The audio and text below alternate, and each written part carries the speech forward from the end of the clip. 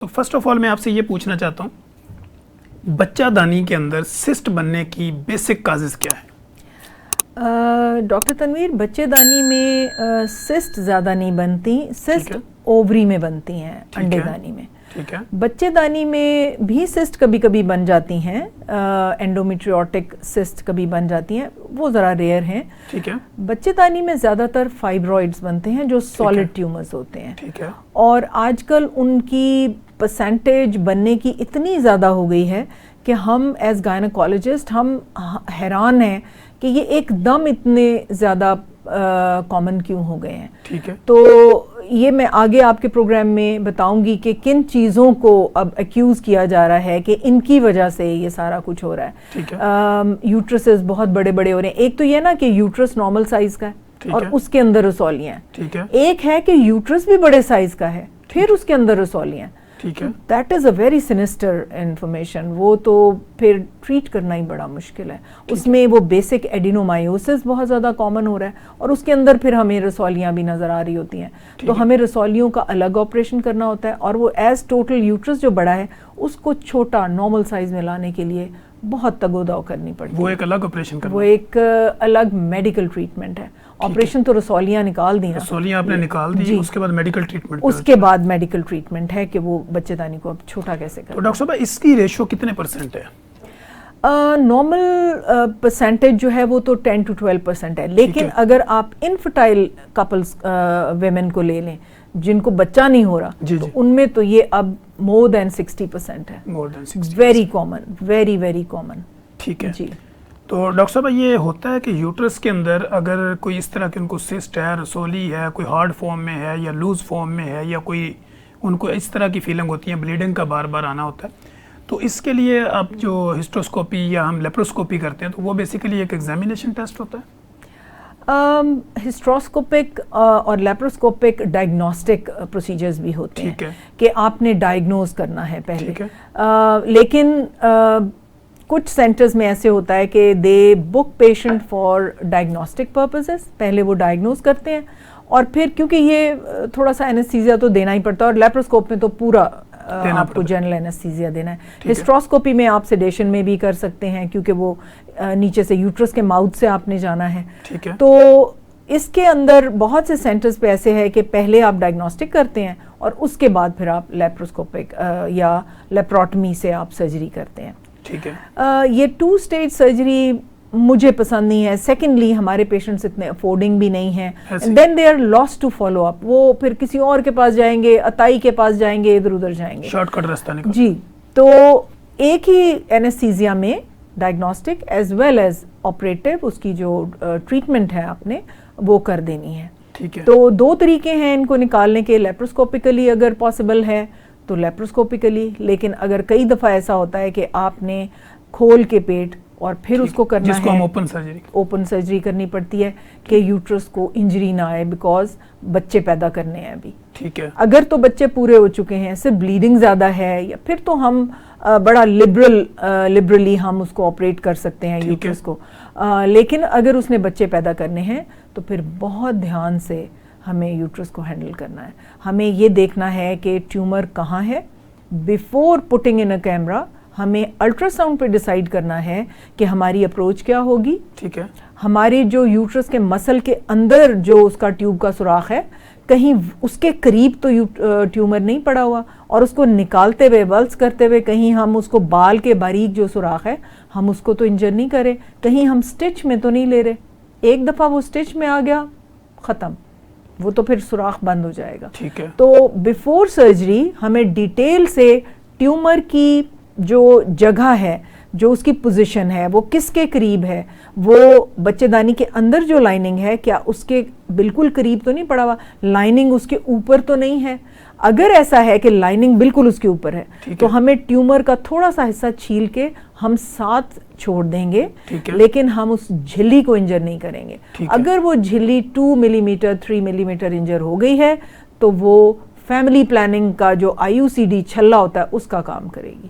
اس کا جو سکار, ہیلنگ سکار بنے گا. تو ہم انڈومیٹریل انجری کبھی بھی نہیں کریں گے.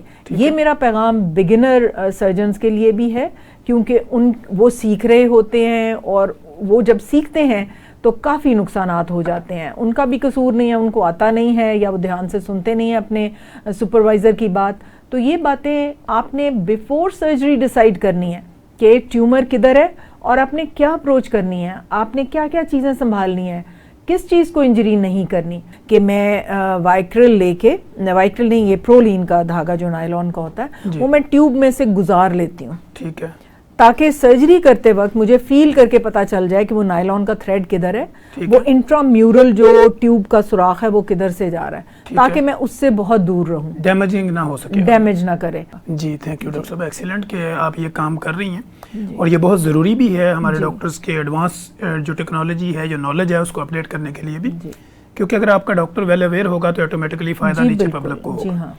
اچھا ڈاکٹر صاحب, جیسے ہم نے یہ بات کر لی کہ سسٹ یا ہلکی پھلکی رسولیوں کی کمپلین لے کے تو پیشنٹ کلینکل ٹرائل میں آتی ہیں, اب اس کے علاوہ ایسی پیشنٹ بھی جو ابھی ینگ ایج میں بھی ہوتی ہیں, یا کچھ پیشنٹ ایسی بھی رپورٹ ہوتی ہیں جن کی ایج تھوڑی زیادہ ہوتی ہے, تو ان کو بلیڈنگ کے ساتھ وہ سمجھ رہی ہوتی ہیں کہ مجھے پس بھی آتی ہے لیکن یہ بار بار آتی رہتی ہے, تو اس کی کیا ریزن ہوتی ہے؟ بہت بڑا سوال آپ نے ڈاکٹر تنویر کر لیا ہے.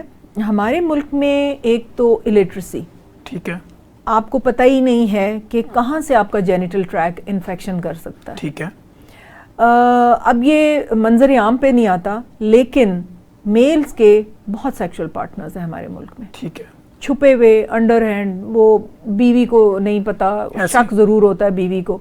تو بار بار اگر فیمیل کو انفیکشن ہو رہی ہے تو میل سورس جو ہے نا وہ بڑی امپورٹنٹ ہے دیکھیں کہ وہ کسی پروسٹیٹیوٹ کے پاس جا رہا ہے یا اس کو بار بار انفیکٹ کر رہا ہے. سیکنڈلی, اگر قوت مدافعت عورت کی کم ہے تو وہ بہت جلدی انفیکشنز کو لے گی. ہمارا عورتوں کا جو جینیٹل ٹریکٹ ہے اٹ از اوپن ٹو آؤٹ سائڈ, یعنی ویجائنا, پھر یوٹرس اور پھر ٹیوبز, یعنی پیٹ کے اندر تک ہوا جاتی ہے, پورا ایک سسٹم ہے کہ وہ اٹ از اوپن ٹو آؤٹ سائڈ. تو میں بچیوں کو یہ کہتی ہوں کہ یہ زندگی میں اپنی عادت ڈالیں کہ طہارت پہ جانے سے پہلے, یعنی ٹوائلٹ پہ بیٹھنے سے پہلے, واش یور ہینڈز فرسٹ. بعد میں تو آپ نے دھونے ہیں, پاک کرنے, سب سے پہلے ہاتھ دھوئیں اپنے. آپ کے ہاتھوں پہ پتہ نہیں کیا کیا جراثیم ہے, آپ کے ناخنوں میں کیا جراثیم ہے. اور یہی کیلسیفیکیشن ٹیوبز میں, ٹیوبز تو ایسے بری طرح پتھر کی بنی ہوتی ہیں ٹوبرکلوسس میں کہ جس کا کوئی حساب نہیں ہو. میں نے بہت پروگرامز کیے ہیں ٹی وی پہ کہ ٹی بی سے کیسے بچنا ہے, اور اگر ہلکا ہلکا بخار ہے, ایسے کر کے کھانسی ہے, تو میں پیرنٹس کو یہ ایڈوائز کرتی ہوں کہ پلیز اس کو اگنور نہ کریں, آپ اس کو جائیں اور اپنے ذہن میں رکھیں کہ یہ میری بچی کو کہیں ٹی بی تو نہیں ہوگی. یہ چھوٹی بچیوں کو اسکولوں میں ہوتی ہے, بڑی بچیوں کو کالجز میں, مدرسوں میں, تو ماسک پہن کے بھجوائیں. اگر تعلیم دینی دلوانی ہے, بہت اچھی بات ہے کہ آپ دینی تعلیم دلوا رہے ہیں, لیکن پلیز یہ بہت احتیاط کی ضرورت ہے.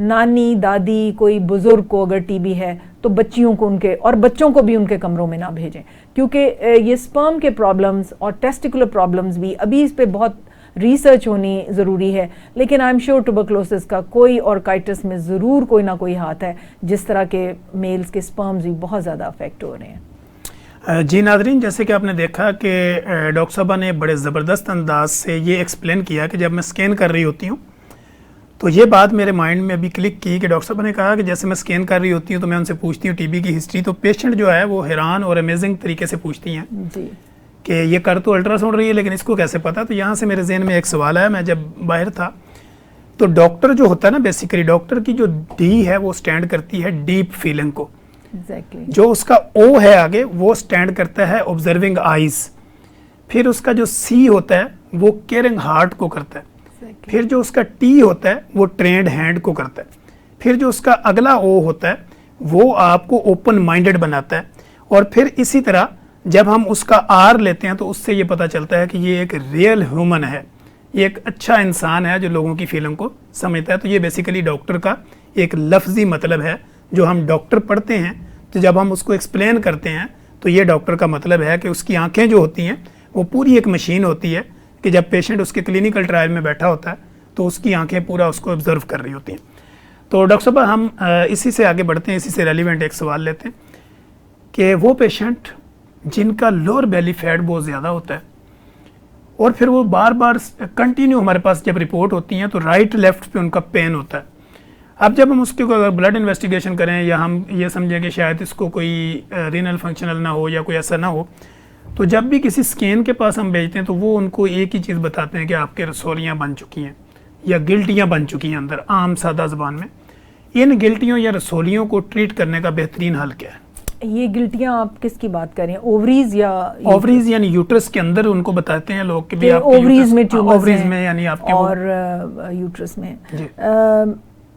ڈاکٹر تنویر، یہ میرے دل کے قریب یہ سارے سوال ہیں، اور اتنی انفرٹیلٹی، کیونکہ میرا آئی وی ایف سینٹر ہے، میں زیادہ تر انفرٹیلٹی کو ڈیل کرتی ہوں، بچہ نہیں ہے، اور پھر وہ سن کے لوگ آتے ہیں کہ ڈاکٹر صاحبہ اچھا ہی آپریشن کرتی ہوں گی جو سن کے آتے ہیں، ایسے ہی بالکل۔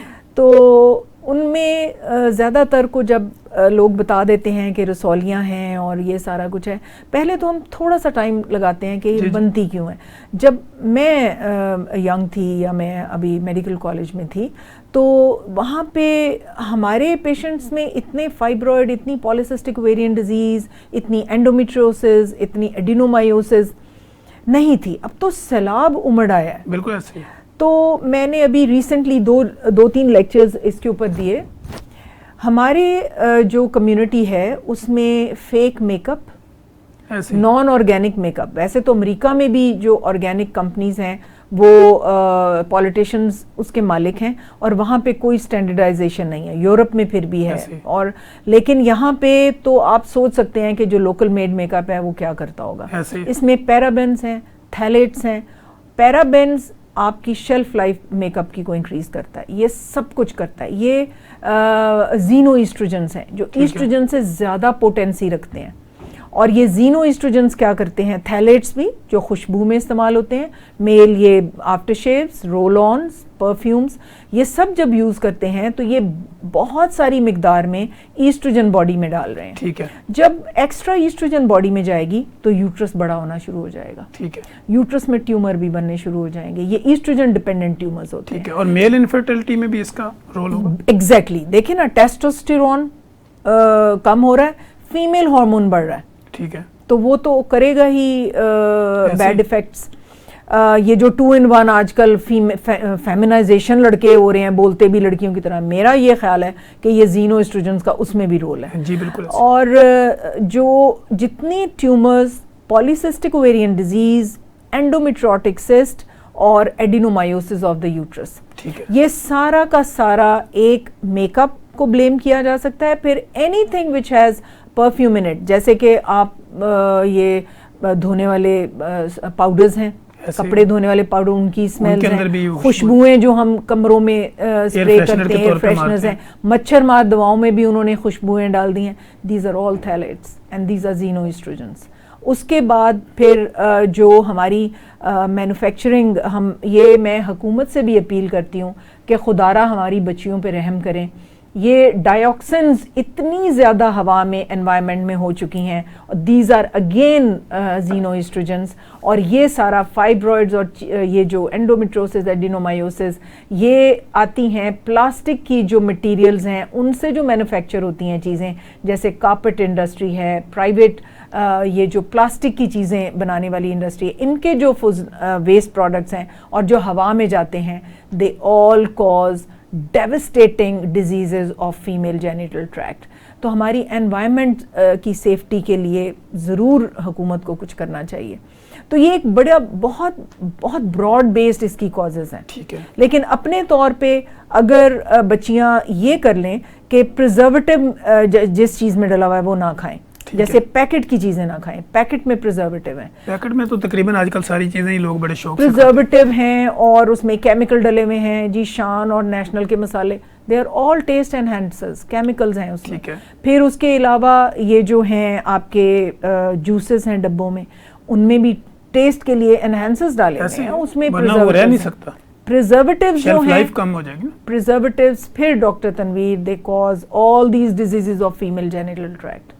تو کس چیز سے ہم کریں؟ دیکھیں، میں اپنے پوری فیملی کو میں نے یہ جو رول آن اسمیل کے لیے ہوتا ہے اس کی جگہ پھٹکڑی، اس کو گیلا کر کے آپ جسم پہ ملے۔ میں نے اپنے ڈرائیورز کو، اپنی نرسز کو، اپنے پورے عملے کو میں نے وہ پھٹکڑی لا کے دی ہوئی ہے کہ رول آن کی جگہ یوز کریں آپ گیلے جسم کے اوپر بالکل اتنی سی بھی اسمیل باڈی کی نہیں آتی اس سے. ٹھیک ہے. پھر اس کے علاوہ آپ لپسٹکس جو ہیں ان کو کبھی کوئی فنکشن ہو تو لگا لیں, روٹین میں نہ. بچیاں ہماری سو کے بعد میں اٹھتی ہیں, پہلے وہ لگائیں گی اپنے لپسٹکس لگائیں گی یا وہ اپنے لپ کے جو بامز ہیں وہ لگاتی ہیں. They are all devastating, have devastating effect on their genital tract.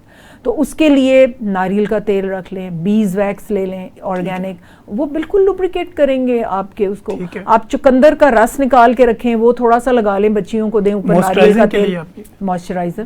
وہ اتنا نیچرل ہے کہ پھر وہ ہماری مائیں سک سے وہ صاف کیا کرتی تھی دانت, وہ ہلکا یلو ہو جاتا ہے, ہلکا orange. That is so beautiful. ہماری مائیں جو تھیں وہ اتنی حسین تھی. اس وقت جب یہ چیزیں آپ بتا رہی ہیں اس وقت انفرٹیلٹی کی ریشو بھی بہت کم ہے ہی نہیں تھی. ہم نے تو کبھی نہیں سنا تھا کہ ایسے ہی انفرٹائل تو 100 میں سے ایک بندہ ملتا, سپر فرٹائل ہوتی تھی, ان کو روکنا پڑتا تھا کہ بھئی آپ بس ایسے ہی.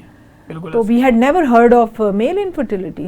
میری جوانی میں میل انفرٹیلٹی, میں جب 3rd ایئر میں گئی ہوں اور ہمارا وارڈ شروع ہوا ہے, میل انفرٹیلٹی کو تو ہم لفٹ ہی نہیں کراتے تھے کہ آلرائٹ انفرٹیلٹی 80 to 90% فیمیل, 10% میل کو بھی چیک کر لیں, ٹھیک ہے نا.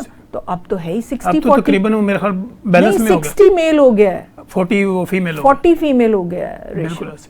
تو یہ this should be an eye opener to everybody.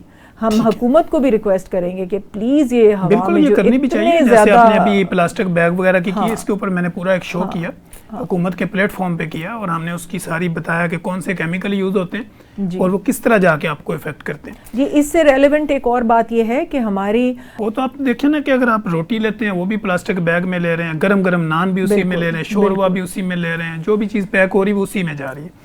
Doctor صاحب تھینک یو سو مچ کہ آپ نے یہ بڑی انفارمیٹیو گفتگو کی, اور میرے لیے بھی کچھ چیزیں بہت نئی تھی اور میرے علم میں بھی بڑا اضافہ ہوا آپ کے ساتھ. ڈاکٹر صاحب میرا جو اب سوال وہ یہ ہے کہ ایک تو مس کیریجز کی تعداد بھی بڑھتی جا رہی ہے اور بچے بہت ضائع ہونا شروع ہو گئے, تو اس کی بیسک کازز کیا ہے؟ ڈاکٹر تنویر, یہ جو میں نے ابھی کافی بات کی, زیادہ تر تو اس میں یہ افیکٹ ہے, ٹھیک ہے. سیکنڈلی کئی دفعہ ڈیولپمنٹل پرابلمز ہوتے ہیں, جیسے ابھی پچھلے دنوں 6 ابارشنز لے کے پیشنٹ آئی ہے اور اس کا ہارٹ شیپڈ یوٹرس ہے, دل کی شکل کا, تو وہ جگہ نہیں ہے ایک طرف, وہ جلدی ابارٹ ہو جاتا ہے, یا وہ جو پردہ ہے اس پہ جا کے بچہ اٹیچ ہوا ہے, ادھر خون ہی نہیں ہے, وہ خون کے بغیر ہی ہوتا ہے, وہ بیچ میں جو پردہ ہے 2 میں ڈیوائڈ ہوئی ہوئی کیوٹی. تو ہم ہسٹیروسکوپ ڈال کے اور نیچے سے ہی بغیر کوئی چیرا بغیر کچھ, وہ نیچے سے ہی ہم اس سیپٹم کو ریسیکٹ کر دیتے ہیں اور وہ کیوٹی کھل جاتی ہے, اور الحمدللہ وہ پیشنٹ جو ہے وہ فل ٹرم پریگنینسی کر سکتی ہے اور زندہ بچہ لے سکتی ہے. ایک تو یہ پرابلم ہوگی. پھر diabetes is on the rise, hypothyroidism is on the rise. تو یہ ملٹی فیکٹوریل ہے. اگر وہ 6 ابارشنز کر کے آئی ہے فرسٹ ٹرائمیسٹر, دیکھیں فرسٹ ٹرائمیسٹر کے اور کازز ہیں, سیکنڈ ٹرائمیسٹر کے اور کازز ہیں. جی ڈاکٹر صاحب, ایک تو یہ بھی بڑی زبردست گفتگو ہوگی. اب میرے مائنڈ میں ایک سوال یہ آ رہا تھا جو سوشل میڈیا پہ لوگ ہمیں اکثر پوچھتے ہیں. آپ نے پھٹکڑی کا ایک ذکر کیا تھا, تو ہمارے ہاں پہلے یہ ہوتا تھا کہ اگر آپ کو 8-10 سال پہلے یا 20 سال پہلے چلے جائیں تو لوگ آپ کو جب آپ واشنگ کرتے تھے آپ نے پرائیویٹ پارٹس کی, تو وہ اس میں بھی کہتے تھے کہ پھٹکڑی کا پانی یوز کر لیں تاکہ جو لکوریل ویجینل ڈسچارجنگ وغیرہ ہے تو وہ بھی ٹھیک ہو جاتی ہے. تو آپ کیا سمجھتی ہیں کہ لکوریا کا کنٹینیو ہونا, ویجینل ڈسچارجنگ کا ہونا بھی ایفیکٹ کرتا ہے انفرٹیلٹی میں؟ آف کورس کرتا ہے. اس کی کاز پہلے دیکھنی پڑے گی. یہ اگر آپ یوٹرس سے شروع ہو جائیں, یوٹرس کی جو اندر کی لائننگ ہے اگر اس میں انفیکشن ہے, اگر وہ تھک ہے, اگر اس میں کوئی رسولی بن گئی ہے. دیکھیں اگر آپ یہ زیادہ تر بچیوں کی وہ تھک ہے آج کل, کیونکہ یہ ایسٹروجن ڈپینڈنٹ ہوتی ہے. ایسٹروجن زیادہ باڈی میں جائے گا تو اینڈومیٹریم جو ہے وہ تھک ہونی شروع ہو جائے گی. تھک ہونے کے بعد اس کو کہیں جانے کا موقع نہیں ہے, وہ اپنے اوپر رول ہو کے وہاں پالپس گرو ہو جائیں گے, اور وہ پالپس جو ہیں وہ پھر انفیکٹیو فلوئڈ بھی دیں گے, وہ ایکسیسو سیکریشنز بھی کریں گے. تو یہ پھر وہی بات آ گئی کہ یہ سارے جو زینو ایسٹروجنز انوائرمنٹ میں ہیں, آپ کے کھانوں میں ہیں, یہ جو ساری چیزیں ہیں یہ پھر اچھا بائی دا وے یہ پلاسٹک کے جو چھوٹے چھوٹے ذرے ہیں یہ بھی ایسٹروجنز ہیں, ٹھیک ہے. تو یہ سارے کے سارے یہ اس کو پرولیفریٹ کریں گے اور اس کا سیکریشن. پھر آپ سروائکل کنال میں آ جائیں تو وہاں پہ گلینڈز ہوتے ہیں جو کہ انفیکٹ ہو کے اور وہاں سے سیکریشنز آتی ہیں. پھر آخری جو یوٹرس کا ماؤتھ ہے اس کے اوپر بھی پالپس ہو سکتے ہیں, اس کے اندر بھی سسٹ ہو سکتی ہیں. تو یہ لیکوریا از مس نومر، ویجائنل ڈسچارج ہم اس کو کہتے ہیں. ٹھیک ہے. فزیولوجیکل یا نارمل ویجائنل ڈسچارج سائیکل میں ایک وقت بہت زیادہ ہوتا ہے، وہ ہوتا ہے اوولیشن کے وقت. ٹھیک ہے. دیکھیں ویجائنا جو ہے وہ ایسیڈک ہے، تو اسٹرینڈز آف میوکس آتے ہیں سروکس سے نیچے تک تاکہ سپرمز اس کے اوپر ان میوکس کے اسٹرینڈز پہ چڑھ کے جائیں تاکہ وہ ویجائنا کی ایسیڈیٹی میں کہیں مر نہ جائیں. یہ اللہ سبحانہ تعالیٰ کا بڑا خوبصورت نظام ہے کہ وہ الکلائن دھاگے نیچے بھیجتا ہے کہ اس پہ سے چڑھ کے سپرمز جو ہیں وہ اوپر چلے جائیں. تو اگر انفیکشنز ہیں تو وہ ایسڈ زیادہ ہو جائے گا اور سپرمز تو ویجائنا میں ہی اس کے ختم ہو جائیں گے. تو یہ ڈیفینیٹلی انفرٹیلٹی کے اوپر انفرٹیلٹی میں ان کا رول ہے. جی ڈاکٹر صاحب تھینک یو سو مچ، آپ نے بڑی زبردست اور بڑی مدلل گفتگو کی کہ مجھے پوری امید ہے کہ جتنے بھی ہمارے ویورز ہیں، جتنے بھی خواتین و حضرات ہمیں دیکھیں گے، دیکھ رہے ہیں، اور ان کی معلومات، ان کی علم میں بھی کافی اضافہ ہوا ہوگا اور ان کو ویل اویئر ہونے میں بھی کافی ہیلپ ہوئی ہوگی. ڈاکٹر صاحب لاسٹ ہمارے پاس 2 منٹ ہیں، پبلک کے نام اگر کوئی آپ میسیج دینا چاہیں، نمبر 1 تو پبلک کو میسیج دیں، نمبر 2 وہ لوگ جو آپ کو اور مجھے سنیں گے اور وہ پھر آپ سے رابطہ کرنا چاہیں تو وہ کس طرح کریں؟ میرا سب سے پہلا پیغام یہ ہے کہ دیکھیں بچیوں کی ساری انڈے دانی کی تھیلیاں جو ہیں وہ رسولیاں نہیں ہیں. ہر مہینے انڈے کے گرد ایک پانی کی تھیلی بنتی ہے اور وہ پھٹ کے انڈا خارج کرتی ہے. اگر وہ پھٹے نہیں اور اس میں پانی اکٹھا ہوتا چلا جائے تو وہ ایک تھیلی کی شکل میں بن جائے گا، مگر وہ رسولی نہیں ہے. یہ وہ پانی کی تھیلی ہے جو پھٹی نہیں اور اس نے انڈا خارج نہیں کیا. اس کو ڈیفینیٹلی سیپریٹ کرنا چاہیے جو رسولی ہے، جو ٹیومر ہے اس سے. تو ہر رسولی کو نکلوانا نہیں ہے. اگر فرض کریں آپ کسی گاؤں میں یا چھوٹے شہر میں ہیں اور وہاں ایک چھوٹا سرجن ہے تو آپ پلیز ضرور چیک کریں کہ وہ MBBS ہے. اگر MBBS ہے تو پھر آپ اس کے پاس بیٹھ کے آپ اسے ڈیٹیل ڈسکس کریں کہ کیا ہماری بچی کی انڈے دانی آپ پوری نکال دیں گے یا آپ صرف سسٹ نکالیں گے. اب کیا ہوتا ہے کہ کیونکہ انٹرینڈ ڈاکٹرز جو ہیں وہ یہ پیریفری میں اور چھوٹی جگہوں پہ سرجریز کرتے ہیں تو ان کے لیے آسان کام یہ ہوتا ہے کہ وہ جو اتنی بڑی پانی کی تھیلی ہے جس پہ انڈے دانی ایسے ایک جھلی کی طرح اسٹریچ ہو جاتی ہے، جب ہم رسولی نکال دیتے ہیں تو وہ ایک دم اسپرنگ کی طرح واپس ہو کے انڈے دانی بن جاتی ہے. بہت سے سرجنوں کو یہ بات نہیں پتا اور وہ پھیلی ہوئی انڈے دانی جو ایک جھلی کی شکل میں اوپر ہے جس میں انڈے ہیں اس کو بھی کلیمپ نکال کے لگا کے، اور سب سے تکلیف دہ بات میرے لیے اس وقت ہوتی ہے جب وہ بچی آ کے بتاتی ہے کہ جی ایک طرف کی تو انڈے دانی رسولی کی وجہ سے نکل گئی، اور جب میں رپورٹ پڑھتی ہوں تو وہ فولیکولر سسٹ ہوتی ہے یا ایک فزیولوجیکل سسٹ ہوتی ہے which is very very painful for me کیونکہ اس کا آدھا obstetric کیریئر تو اس نے نکال دیا. اب اس کو جس کو 49 ایئرس کی عمر پہ ماہواری بند ہونی تھی شاید اس کو 40 ایئرس پہ ماہواری بند ہو جائے گی کیونکہ انڈوں کا سٹور آدھا رہ گیا. انڈے عورت کے نئے نہیں بنتے بائی دا وے. اللہ سبحانہ تعالیٰ اس کی انڈے دانیوں میں اس کی قسمت کے انڈے پیدائش کے وقت ہی ڈال کے بھیج دیتے ہیں اور پھر وہ ہر مہینے گرتے گرتے وہ خالی ہوتی ہیں اور جب وہ ختم ہو جاتے ہیں انڈے تو ماہواری بند ہو جاتی ہے. تو پلیز یاد رکھیں کہ یہ بچیوں کی جو انڈے دانی کی تھیلیاں ہیں یا رسولیاں ہیں آپ پلیز دیکھیں اس میں کوئی ایمرجنسی تو نہیں ہے نا، کچھ آئیے کہ وہ پھٹ گئی ہے اور بلیڈنگ ہو رہی ہے اور آپ کو سمجھ نہیں آ رہی کیا کرنا ہے. آپ جا کے مشورہ کریں، گوگل پہ سرچ کریں، انٹرنیٹ پہ سرچ کریں کہ بہتر سرجن کون ہے، اس میں کون ماہر ہے. ٹھیک ہے، تو عطائی ڈاکٹروں کے پاس